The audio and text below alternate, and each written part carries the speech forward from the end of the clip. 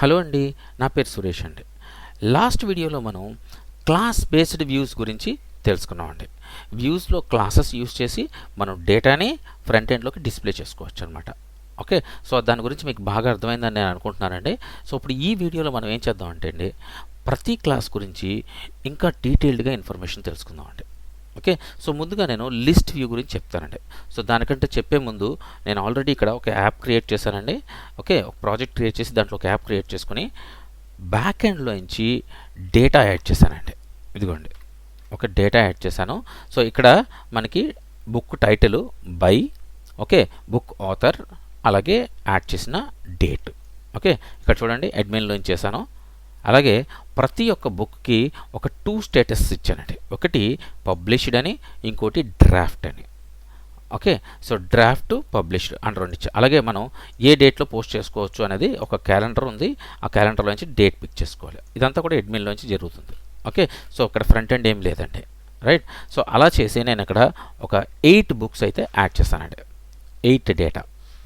Okay, so ఇప్పుడు ఈ డేటాతో మనం ఈ లిస్ట్ వ్యూని యూజ్ చేసి మనం ఎలా చేయొచ్చు అనే విషయాన్ని, ఏమేమి చేయొచ్చు, ఇంకా ఏం చేయొచ్చు అనే విషయాలు తెలుసుకుందామండి. ఓకే, ఇవ్వండి. ఇంతకుముందు వీడియోలో మనం ఏం చేసామండి, మోడల్ని తీసుకుని టెంప్లెట్ నేమ్ తీసుకున్నాము, కంటెస్ట్ ఆబ్జెక్ట్ నేమ్ తీసుకున్నాము. సేమ్ ఇక్కడ కూడా అలాగే తీసుకున్నానండి నేను, ఇంకా ఎక్స్ట్రా ఏం తీసుకోలేదు. సో అది చేస్తే మనకి ఈ 8 బుక్స్ కూడా డిస్ప్లే అయినాయి. ఓకే, సో ఇప్పుడు ఈ యాట్రిబ్యూట్స్లో ఇంకా 2 యాట్రిబ్యూట్స్ ఉన్నాయండి.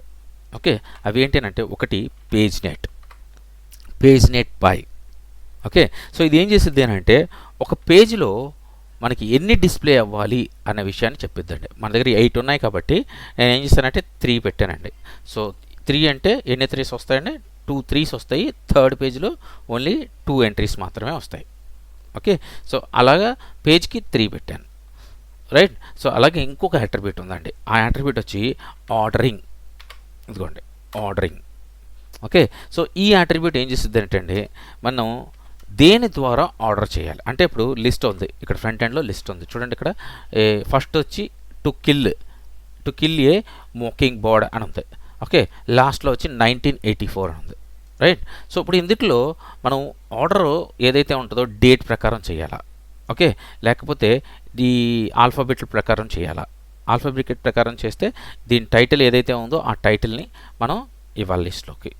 అలాగే ఆథర్ ప్రకారం చేయాలి. ఆథర్ కూడా మనకి ఆల్ఫాబెట్ ప్రకారమే జరుగుతుంది. సో కాకపోతే మనకి డేట్స్ ఉన్నాయి కాబట్టి డేట్ ప్రకారం చేయాలని చెప్పేసి ఇద్దాం. ఓకే, సో అప్పుడు మనం డేట్ ప్రకారం ఇవ్వాలి అని అంటే publish_date. చూడండి, ఒకసారి మోడల్లోకి వెళ్దాం ఒకసారి. ఇదిగోండి, ఓకే, సో publish_date అని ఉంది ఇక్కడ ఫీల్డ్ నేమ్. సో ఆ ఫీల్డ్ నేమ్ తెచ్చుకొని ఈ వ్యూస్లో ఇక్కడ స్క్వేర్ బ్రాకెట్స్లో public_ సింగిల్ కోట్స్లో ఇచ్చేస్తే సరిపోతుందండి. ఓకే, సో ఇది ఇలా ఇచ్చేసాం అనుకోండి. ఇప్పుడు ఏం జరుగుతుంది అని అంటే ఇక్కడ చూడండి, 1 2 4 5 అన్నీ వరుస పెట్టే ఉన్నాయి. బట్ ఒకవేళ కానీ అటు ఇటు అయినా కూడా, అంటే నేను పోస్ట్ చేసేటప్పుడు తర్వాత ఏదైతే ఉందో ఒకసారి పోస్ట్ చేసి చూద్దాం, మీకు కూడా అర్థమవుతుంది కదా. రైట్, ఇంకోటి ఏదైనా పోస్ట్ చేసేస్తాను. సో ఎగ్జాంపుల్ శాంపిల్ తీసుకుందాము. So book number 1, okay, author Suresh.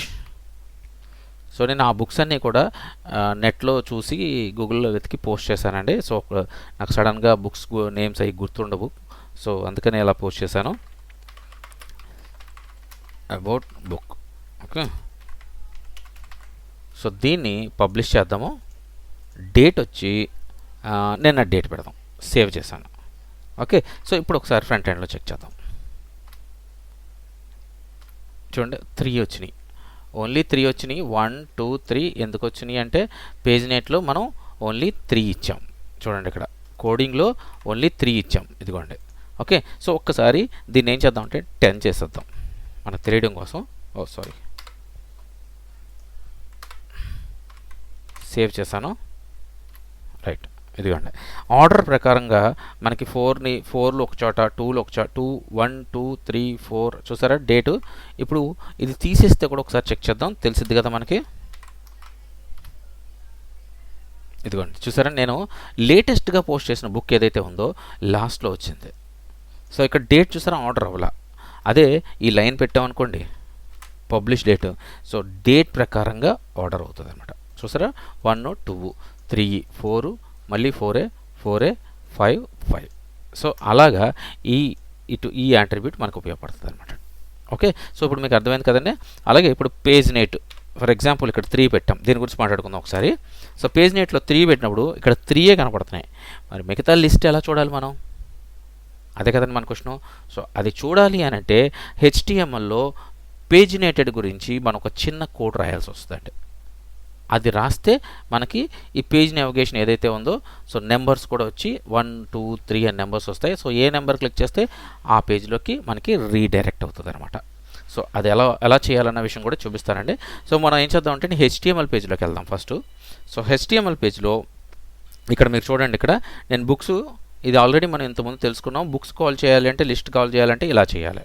Okay, so దీని తర్వాత ఇప్పుడు పేజ్ నేషన్ రాస్తాను. ఈ పేజ్ నేషను దీని బయటకు వచ్చి ఒక డివ్ తీసుకుందామండి. ఓకే, సో ఈ డివ్లో పేజ్ నేషన్ కోడ్ రాసుకోవాలండి. సో పేజ్ నేషన్ కోడ్ ఇక్కడ కర్లీ బ్రాకెట్స్లో పర్సంటేజ్ని ఇచ్చి ఇక్కడ ఇఫ్ కండిషన్ రాసుకోవాలి. If is _paginated.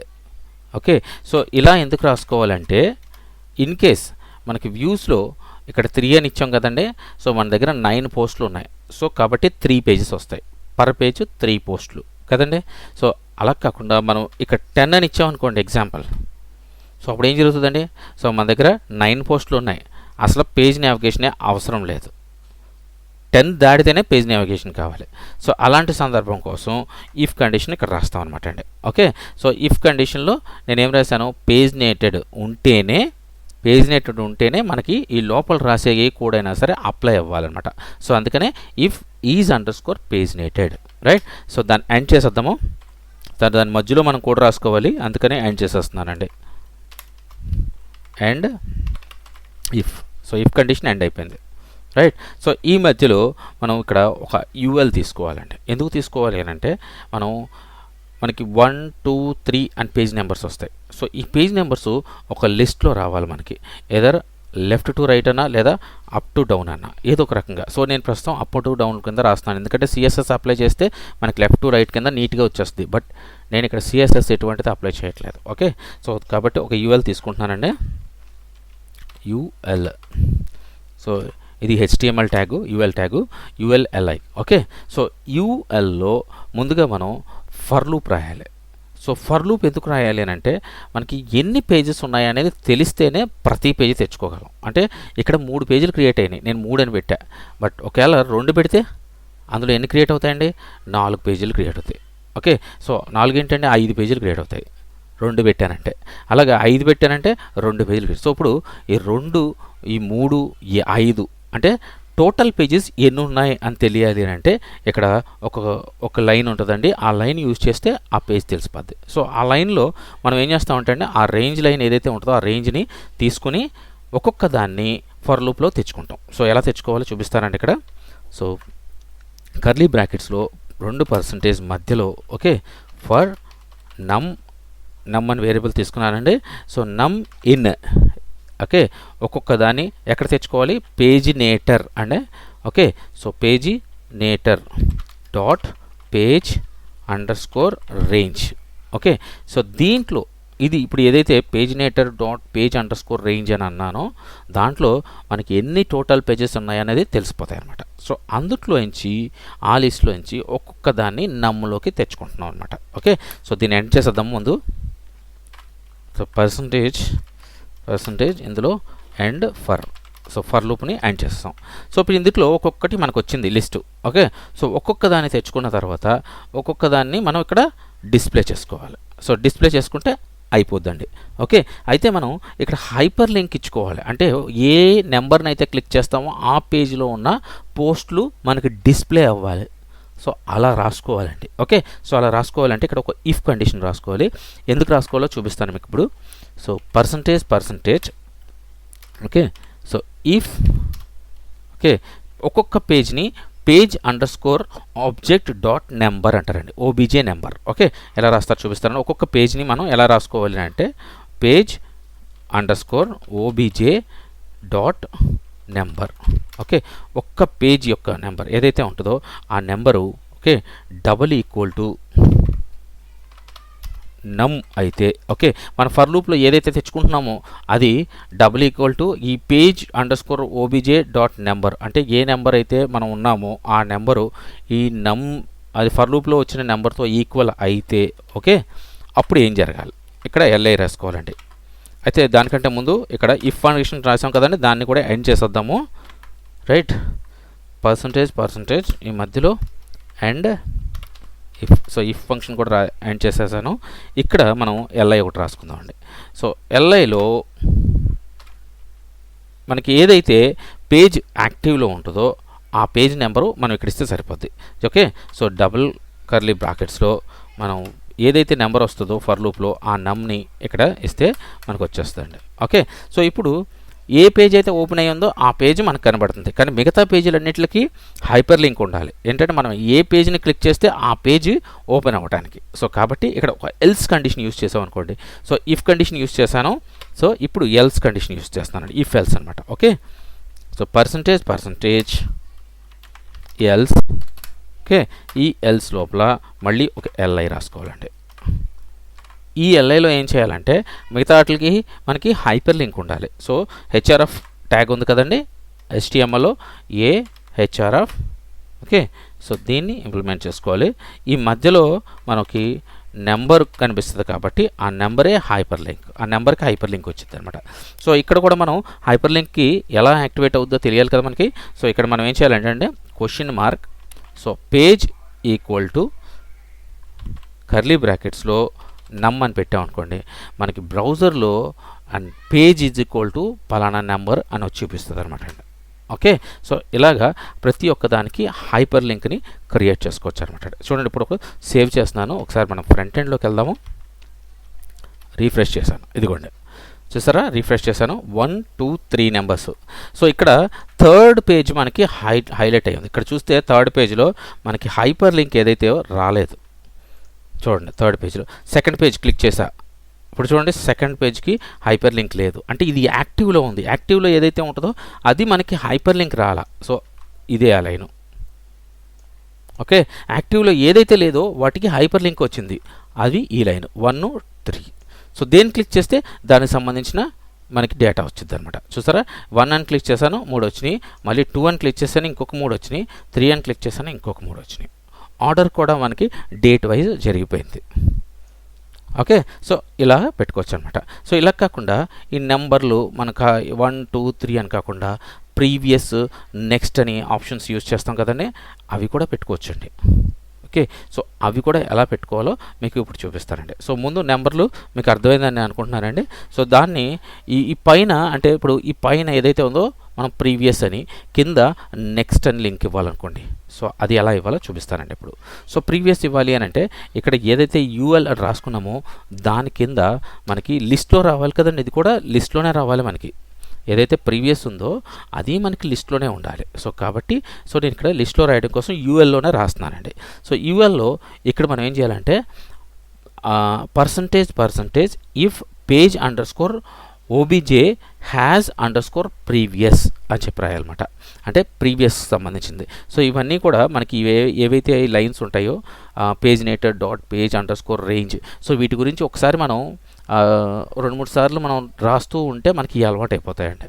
సో నాకు ఫస్ట్లో గుర్తుండేవి కావు, తర్వాత రాస్తూ ఉంటే కొన్ని గుర్తున్నాయి. ఇప్పటికీ కూడా కొన్ని నేను గుర్తులేనివి అన్నీ కూడా ఎక్కడైనా రాసుకుంటాను పేపర్లో. ఓకే, సో గుర్తుంటే ఓకే పర్లేదు. మనకి ఏంటంటే ప్రీవియస్కి మనం ఎలా చేయాలి అని గుర్తుపెట్టేసుకోవాలి. ఓకే, సో నెక్స్ట్కి ఎలా చేయాలి, ఓకే రేంజ్కి ఎలా చేసుకోవాలి అనేది ఈ వర్డ్స్ గుర్తుపెట్టుకున్నాం అనుకోండి మనకి ఈజీగా అర్థమైపోతుందండి. ఓకే, సో ఇక్కడ మనం ఏం చేయాలంటే ఇప్పుడు ప్రీవియస్ రాస్తున్నాము. సో పర్సంటేజ్లో ఓకే కర్లీ బ్రాకెట్స్లో పర్సంటేజ్ మధ్యలో మనకి ఇఫ్ పేజ్ ప్రీవియస్ అనేది ఉంటేనే మనకు చూపించాలి, అందుకే ఇఫ్ కండిషన్ ఇక్కడ రాస్తున్నాం. ప్రీవియస్ అనేది లేకపోతే, అంటే ప్రీవియస్ నెంబర్ లేకపోతే మనకు అసలు ప్రీవియస్ అనేది చూపించకూడదు. అంటే 1 పేజ్ క్లిక్ చేసాం అనుకోండి, అప్పుడు ప్రీవియస్ అవసరం ఏముందండి, నెక్స్ట్ అవసరం. సో కాబట్టి అప్పుడు చూపించదు అనమాట. సో అందుకని ఇక్కడ previous page underscore OBJ dot has under score previous. Okay, ఇలా రాసి సో దీన్ని ఎండ్ చేయాలి. సో ఎండ్ చేయడం మర్చిపోకూడదు మనం, లేకపోతే మనకి ఇష్యూస్ వస్తాయి, ఎర్రర్స్ వస్తుంటాయి. ఓకే, సో అందుకని ఎప్పటికప్పుడు మనం ఏది రాసినా కూడా ముందే యాడ్ చేసేసుకోవాలి. యాడ్ చేసుకున్న తర్వాత ఆ మధ్యలో ఆ కోడ్ రాసుకోవాలి. మనకి ఏ కోడ్ అయితే ఉంటుందో ఆ కోడ్ రాసుకోవాలండి. ఓకే, సో ఇప్పుడు అండ్ ఇఫ్ ఎండ్ చేసేస్తాను నేను. ఇప్పుడు ఇక్కడ ఇందులో ఎల్ఐ కావాలి మనకి. ఓకే, సో ఎల్ఐలో హైపర్ లింక్ ఉండాలి. అందుకనే నెక్స్ట్ ప్రీవియస్ అనే బటన్కి మనకి హైపర్ లింక్ ఉండాలి కదండి. సో అందుకనే మనకి హైపర్ లింక్తో రాసుకోవాలి. సో ఏ హెచ్ఆర్ఎఫ్. ఓకే, సో ఈ మధ్యలో మనం రాసుకోవాల్సింది ప్రీవియస్ టెక్స్ట్. ఓకే, సో ఈ మధ్యలో రాసుకున్నాం ప్రీవియస్ని. ఇక్కడ ఏం చేయాలంటే హైపర్ లింక్ ఏదైతే ఉంటుందో హైపర్ లింక్ ఇవ్వాలి. ఓకే, సో ఇక్కడ కూడా ఎల్స్ కండిషన్ రాయాలండి. సో మనం ఒకవేళ కానీ ప్రీవియస్ ఉంటే హైపర్ లింక్ రావాలి, ప్రీవియస్ లేకపోతే సో ఇందాక ఎలా అయితే రాసామో ఈ కోడ్లో ఎలా అయితే రాసామో మనం చూడండి, ఇక్కడ ఇది మనకి ఏదైతే యాక్టివ్లో ఉంటుందో దానికి హైపర్ లింక్ అవసరం లేదు. ఓకే, ఏదైతే ఇన్యాక్టివ్స్లో ఉంటాయో అవి హైపర్ లింక్ కావాలి. కాబట్టి ఇక్కడ కూడా అలాగే ఎల్స్ కండిషన్ రాసుకోవాలండి మనం. ఓకే, సో ఇక్కడ ఎలా రాసుకోవాలో నేను చూపిస్తానండి ఇక్కడ. సో ఈ ఎల్ఐలో మనం హైపర్ లింక్ ఎలా ఇవ్వాలి అని అంటే ఇక్కడ page equal to okay 2 square curly brackets తీసుకోవాలండి. So page underscore OBJ dot previous underscore page underscore number. Okay, so ఇలా ఇవ్వాలి. సో పేజ్ అండర్ స్కోర్ గుర్తుపెట్టుకోండి, page underscore OBJ dot previous okay underscore page underscore number. Okay, ఇలా ఇవ్వాలండి. Okay, గుర్తుపెట్టుకోండి. ఇది కొంచెం కష్టంగానే ఉంటుంది, గుర్తుపెట్టుకోండి. ఓకే, సో లేదు అని అంటే కష్టం అనిపిస్తే ఎక్కడైనా కోడ్ దొరికితే జస్ట్ కాపీ పేస్ట్ అయినా చేసేసుకోవడానికి ఉపయోగపడుతుంది. అసలు మనకి ఎలా చేసుకోవాలన్నది తెలియాలి కదా ముందు మనకి. సో అందుకనే చెప్తున్నానండి. ఓకే, సో ఇప్పుడు ప్రీవియస్ అనేది ఒక కండిషన్లో రాసేసుకున్నాం, ఇఫ్ కండిషన్లో. ఇప్పుడు ఎల్స్ కండిషన్లో రాద్దాం. ఓకే, సో ఎల్స్ కండిషన్లో ఏంటంటే ఒకవేళ ఇన్ కేస్ ప్రీవియస్ అనేదే పేజ్ లేకపోతే మనకి అసలు ప్రీవియస్ చూపించాల్సిన అవసరమే లేదు, అది డిజేబుల్లో ఉండాలి. సో కాబట్టి ఎల్స్ కండిషన్లో రాద్దాం. ఓకే, పర్సంటేజ్ ఈ మధ్యలో ఎల్స్ స్పేస్ తీసుకుందాం ఇక్కడ. ఓకే, సో ఈ మధ్యలో మళ్ళీ ఎల్ఐ. ఓకే, సో ఇక్కడ మనకి ప్రీవియస్ అని ఇస్తే సరిపోద్ది.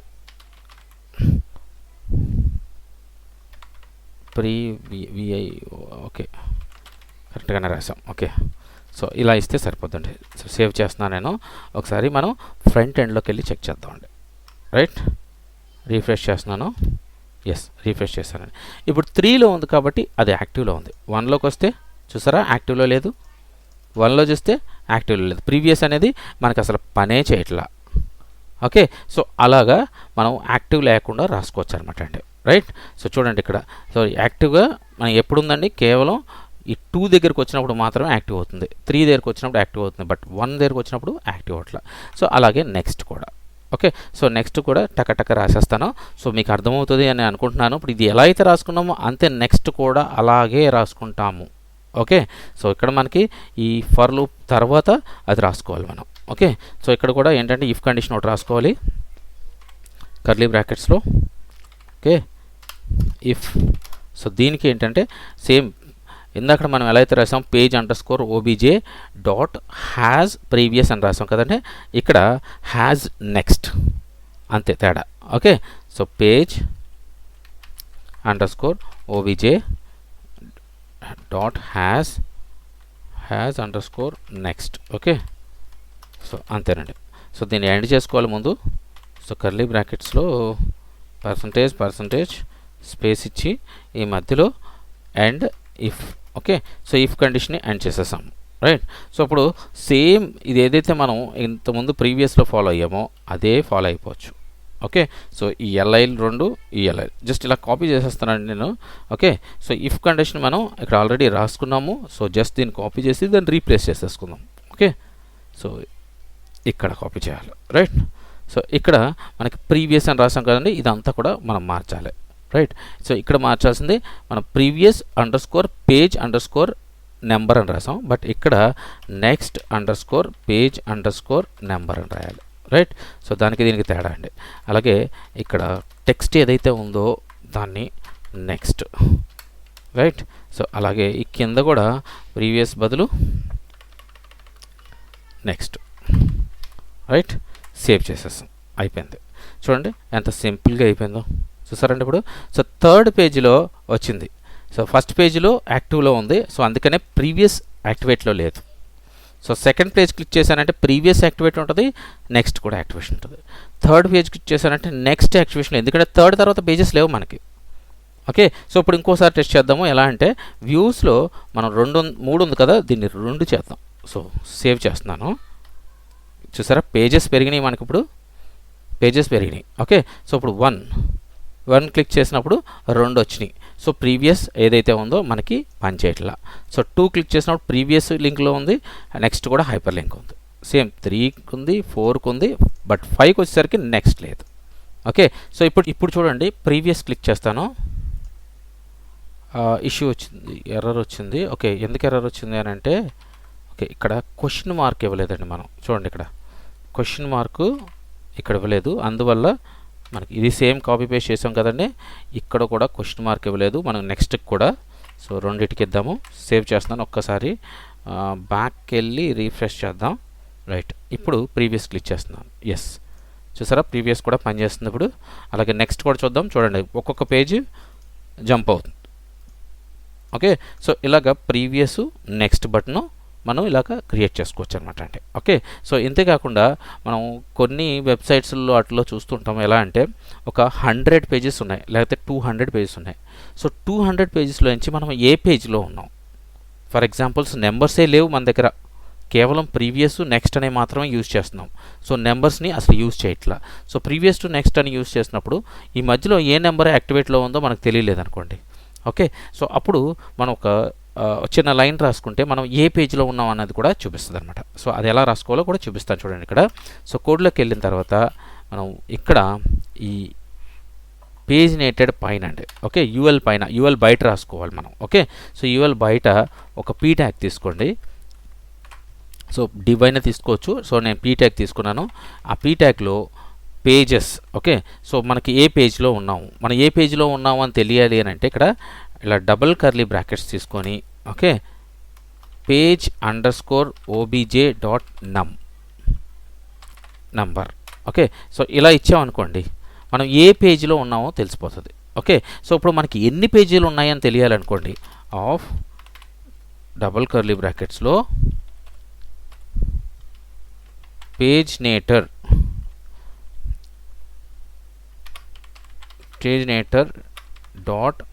.num_pages. సో ఎన్ని పేజెస్ ఉన్నాయి, సో ఏ పేజీలో ఉన్నాము అంటానికి page_obj.number అని ఇవ్వాలి. ఓకే, అలాగే ఎన్ని పేజెస్ ఉన్నాయి అంటానికి pagenator.num_pages అని ఇవ్వాలి. ఓకే, సో ఈ రెండు యూజ్ చేసాం అనుకోండి మనకి, సో ఆటోమేటిక్గా మనకి ఏ పేజీలో ఉన్నామో చూపిస్తుందండి. ఇక్కడ చూడండి ఫ్రంట్ ఎండ్లో డిస్ప్లే చేశాను. ఇప్పుడు సెకండ్ పేజీలో ఉన్నాం మనం. Okay, so page 2 of 5, right. So 4లోకి వెళ్ళాను అనుకోండి 4 of 5. ఓకే, 3లోకి వెళ్ళాను అనుకోండి 3 of 5. సరే అలా మారిపోతూ ఉంటుంది. సో అంటే ఏ పేజీలో ఉన్నామో మనకు తెలిసిద్ది అనమాట. ఇలా కూడా రాసుకోవచ్చు పేజీకి సంబంధించింది. సో ఇప్పుడు క్లియర్గా ఈ నావిగేషన్ని మనం ఒక లిస్ట్లో క్లాసెస్లో ఎలా యూజ్ చేయాలి అన్న విషయం మీకు అర్థమైందని నేను అనుకుంటున్నాను. ఇంకా మనకి ఈ లిస్ట్ వ్యూలో ఇంకా చాలా ఇన్ఫర్మేషన్ ఉందండి. లైక్ మెథడ్స్ ఉన్నాయి, అలాగే మెథడ్ ఓవర్ రైట్స్ ఉన్నాయి. సో ఇవి కూడా మనం నెక్స్ట్ వీడియోలో తెలుసుకుందామండి. ఇప్పుడు మీకు నేను చెప్పిన పేజ్ నావిగేషన్ కోడ్ ఏదైతే ఉందో అదంతా క్లియర్గా అర్థమైందని నేను అనుకుంటున్నానండి. ఈ పేర్లు కూడా గుర్తుపెట్టుకోండి దయచేసి. ఇన్ కేస్ ఏదైనా డౌట్స్ ఉంటే దయచేసి కామెంట్ చేయండి. ఓకేనండి, బాయ్ అండి.